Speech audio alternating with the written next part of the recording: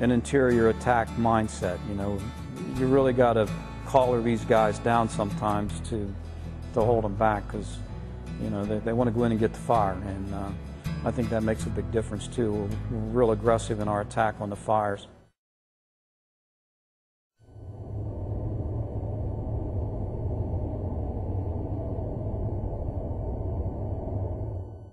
Everybody's main mode of escape is those stairwells.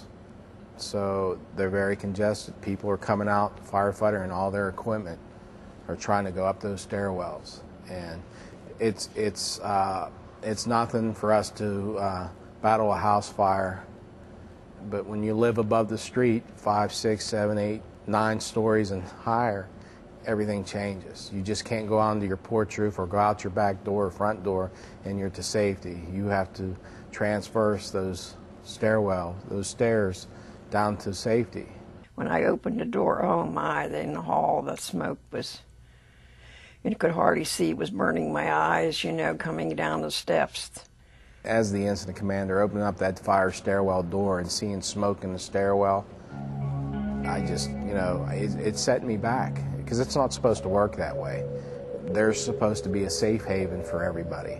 Unfortunately, there were some things in the building that didn't work properly, whether the doors were propped open, or since the fire was so close to one of the stairwell doors, it actually, you know, probably overcame the stairwell protection, and that let a lot of smoke in, so people were actually evacuating through smoke. When we opened the door on the fire floor, we were met by a lot of smoke and a lot of, you know, a lot more. There was people coming, wanted out then too, and they were walking by the fire pretty much. You know, the fire was out the door immediately to the left of us, and we got out into the hallway and hit the fire right away and started to vent out the windows that were already broken out.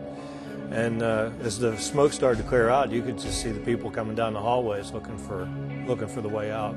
Really, all you could see was the smoke was banked down so far.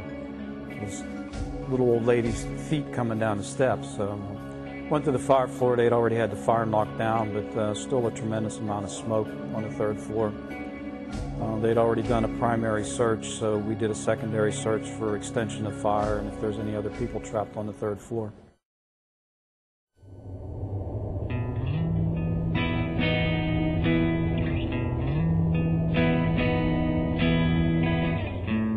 Most of the people, you know, they kind of walked out. I mean, they wanted to get out as quickly as they could, but, you know, people were helping people.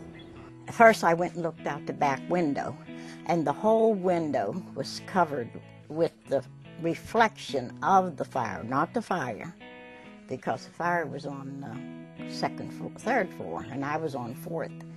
And so then I said, well, my neighbor's across from me, so I went over and pounded on her door, and she came out, and she did real good, but she sort of panicked, you know. She started to run to the elevator. I said, we can't ride the elevator. I said, help me. And we ran up and down till we got those 8 doors on that floor. We knocked on them, and everyone responded except 407. And we would pound, we'd pound. So when we got downstairs, we told them we couldn't wake the one in 407. So I think they had to sort of knock that door, chopped it, you know.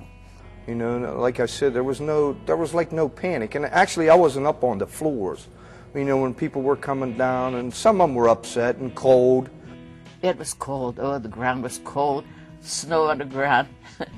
When our farmer said, come on, let's go, let's go, let's go. You know, and shivering and things like that, but, you know, and their faces were dark and black from the smoke and this and that, but really I think they only took a couple people to the hospital that night. That was just for some smoke inhalation. Most of the people were brought down here. And that was a blessing.